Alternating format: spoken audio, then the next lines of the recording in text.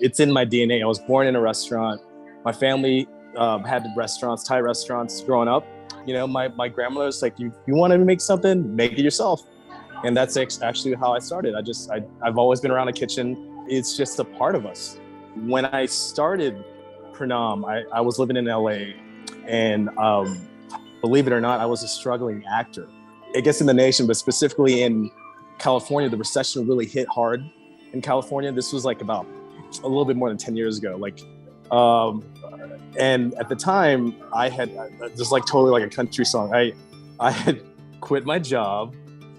My girlfriend broke up with me to go to law school, and I had my Honda Civic stolen. So all of these things happened, and I didn't know what to do, but I knew how to cook really well, really good Thai food.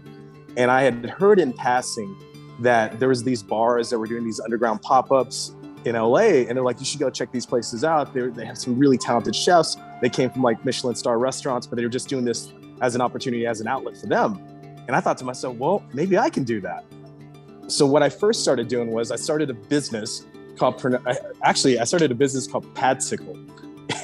And what that business was I would bike deliver we would bike deliver our pad thai to you in 5-mile radius, 40 minutes or less. Little they know that it was actually me making all the food from my apartment and then bike delivering the food. But that led to me like catering TV shows, and that led to me getting in touch with friends of mine that own really popular bars in Los Angeles. And then when that happened, I started cooking at these bars. Okay, well, people like pad thai. What if I did a setup like a restaurant and just place it at my friends' bars and literally just did a pop-up in the parking lot? It might happen now, but I can guarantee you I was the first. I started getting like inundated with all these texts of my friends, and they're like, hey, Dream, did you see the cover of LA Weekly? I'm like, no, I was making pad thai for you guys till like 4 a.m. And they're like, well, you're on the cover of the food section. I'm like, no way.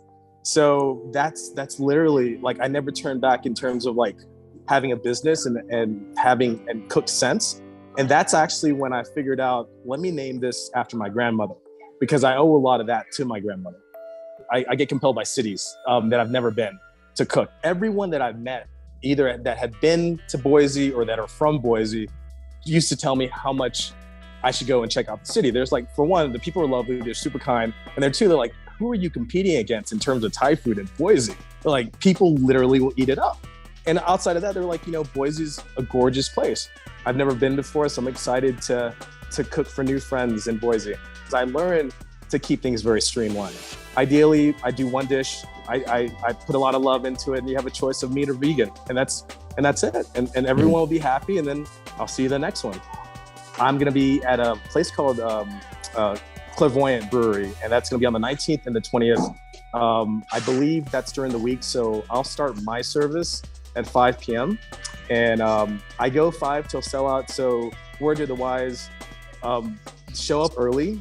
I'd suggest showing up early, having a beer or something like that, and just hanging out and showing up early, because I've just been known to sell out like under 3 hours. Mm-hmm. On Friday the 21st, I will be at Barbarian Brewing, the brewery location.